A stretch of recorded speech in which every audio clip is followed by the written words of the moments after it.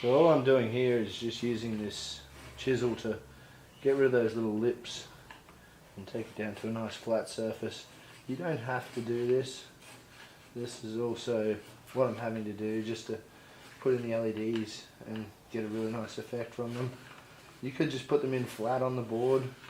It's still going to illuminate it, but I like it when you can't see where the light's exactly coming from.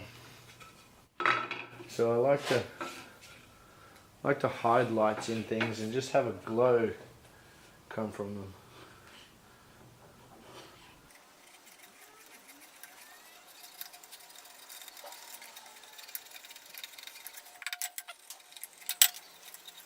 And then I'll take just the lip off of that shallow cut.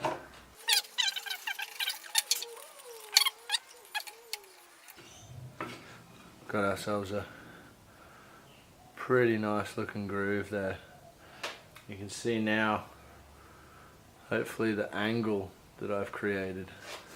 So when we're looking in at it, we're not going to see that light strip.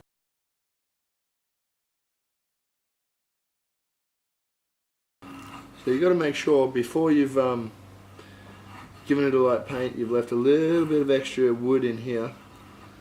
So when you go to clean it up so you can attach your lights, you can just take off that last little excess bit and it'll save having to try and sand all of it. You get your sandpaper in here after you've done this, your sandpaper won't clog up with paint real quick and it'll make the job nice and easy for you.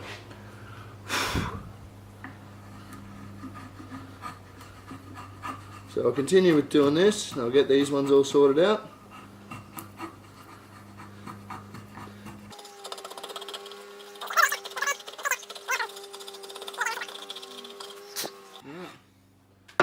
Sandpaper in here, give it a light scuff, take those high points off.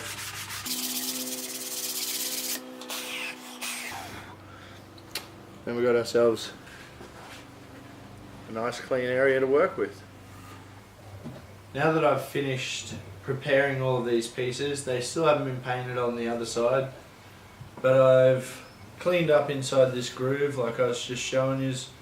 It's got a coat of paint on the inside. I've just used a satin black spray can.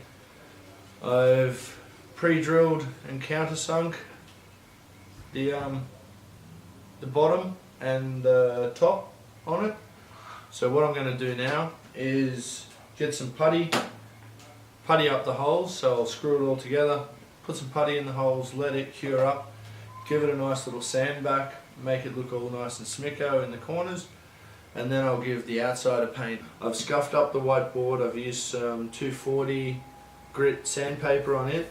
I've made sure I haven't gone all the way to the edge. I don't want the little bit which will be seen all scuffed up. And by scuffing that up, that's going to help the araldite adhere the Lego board to this bit of backing melamine. I'm going to scuff up the back of the Lego board as well before I attach this to here.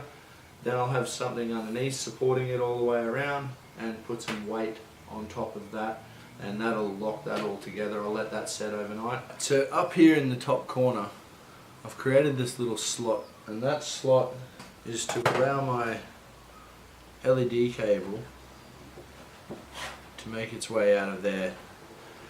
What I've realized that I want to do now though is I want to actually put a little bit bigger slot in through this section to allow this cable to protrude back up out the top again.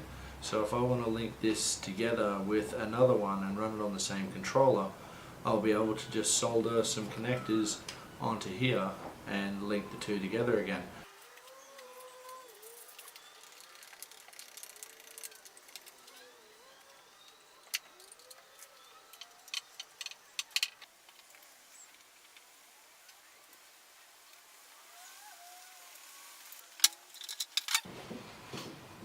Complete box, ready to go.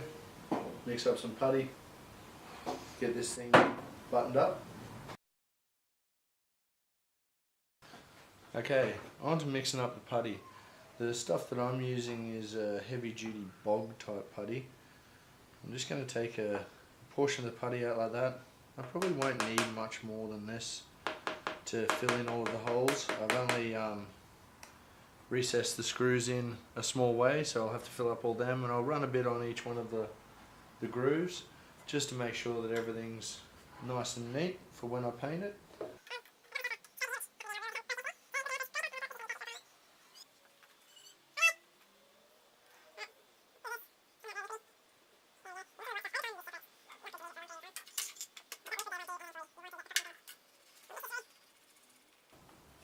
You don't want to put too much hardener in it. Too much hardener makes it go off too quickly and can cause it to crack as well, because it speeds up its cure time too much and the chemical reaction happens too quickly. Baby poo brown. Looks delicious. And you want to knock that up. There's your board. Wipe down your scraper.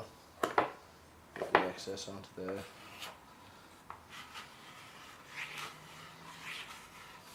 Load that up and get that ready to go. Make your way around. Give all of them a good coating of filler.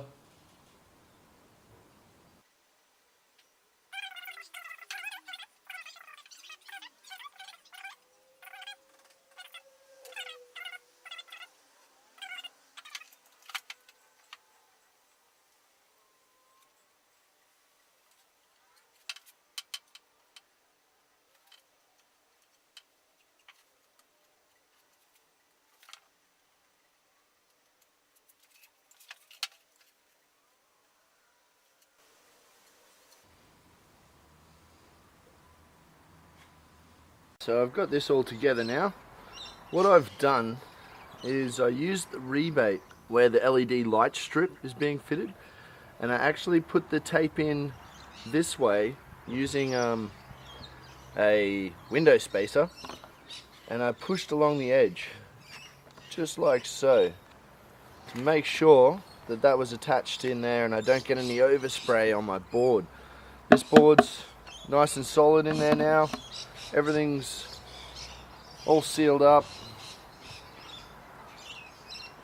So I've given it all a light sand as well, and we are, I'll sit it that way, ready for paint.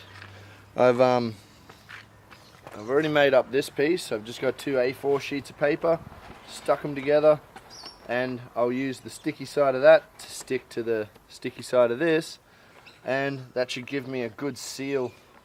And I'll get that done, give this a spray, and show you what it looks like.